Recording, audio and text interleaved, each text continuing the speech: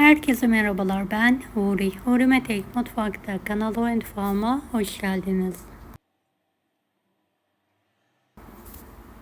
Pet şişede kavurma tarifi hazırlıyorum. İster kavanozda isterseniz de pet şişede hazırlayabilirsiniz.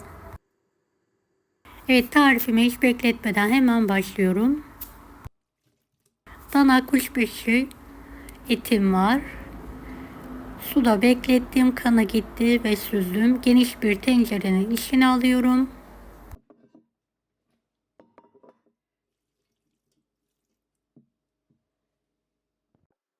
Yarıdan az olacak şekilde içme suyu ilave edelim. Kapağını kapatalım. Orta ocağın yüksek olacak şekilde ayarladım. Şöyle bir kaynatalım. Evet, gördüğünüz gibi kaynamaya başladı. Üzerindeki oluşan köpüğü toplayarak atalım.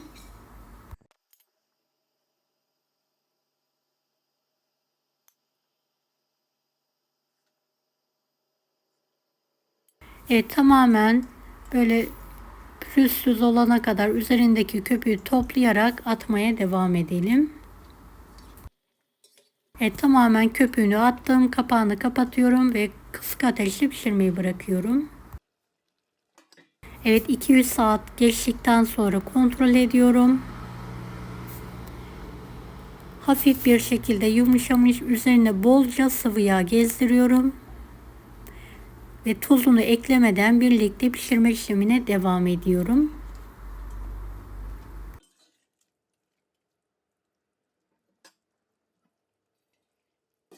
Evet, bir saat sonra tekrardan kontrol ediyorum. Artık etim yağla birlikte yumuşamış.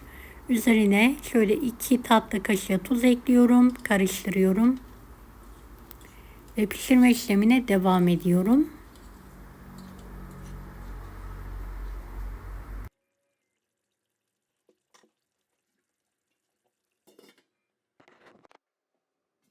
Evet, kavurmam artık hazır. İsterseniz hemen tüketebilirsiniz. İsterseniz benim gibi kavanozlara pay ederek buzdolabında saklayabilirsiniz.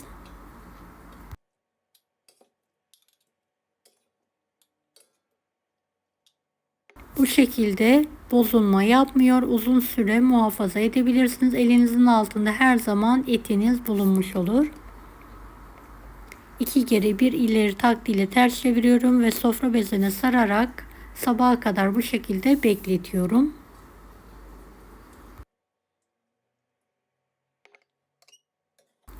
Beni hangi ülkeden veya şehirden izliyorsunuz merak ediyorum. Yoruma yazarsanız sevinirim.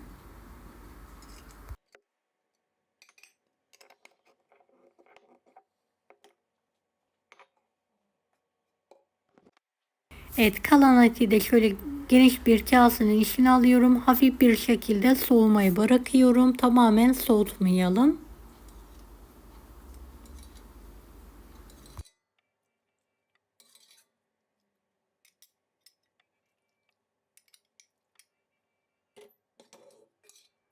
Evet, kalanını da şu tencerede bırakıyorum yemek için. Evet, şöyle hafif ılık olacak şekilde pet şişenin baş tarafını kestim ve sıkı sıkı doldurarak bastırıyorum.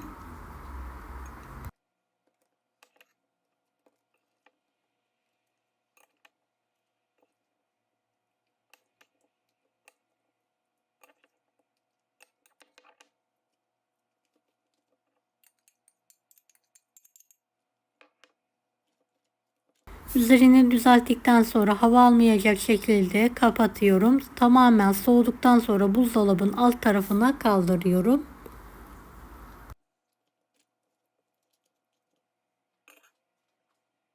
Evet, ertesi günü kavanozlarımı kontrol ettim. Kapakları tutmuş. İster dışarıda isterseniz buzdolabının altında muhafaza edebilirsiniz.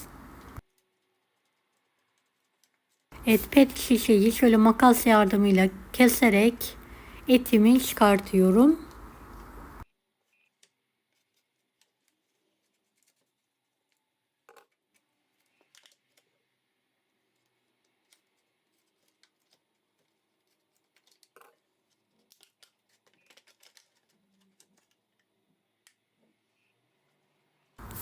Evet, gördüğünüz gibi etim hazır.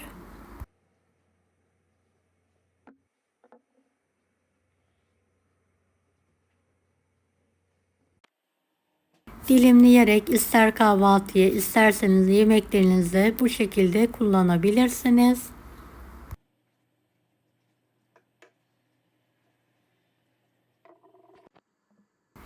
Evet, salam, kuşbaşım hazır.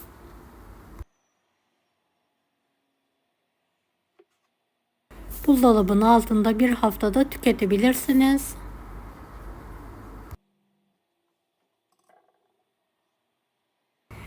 Deneyecek olan herkese şimdiden kolaylıklar dilerim. Kanalıma ücretsiz abone olmayı unutmayın. Allah'a emanet olun. Hoşça kalın. Daha farklı tarifler için bunları da izlemeyi unutmayınız. Kolay gelsin herkese.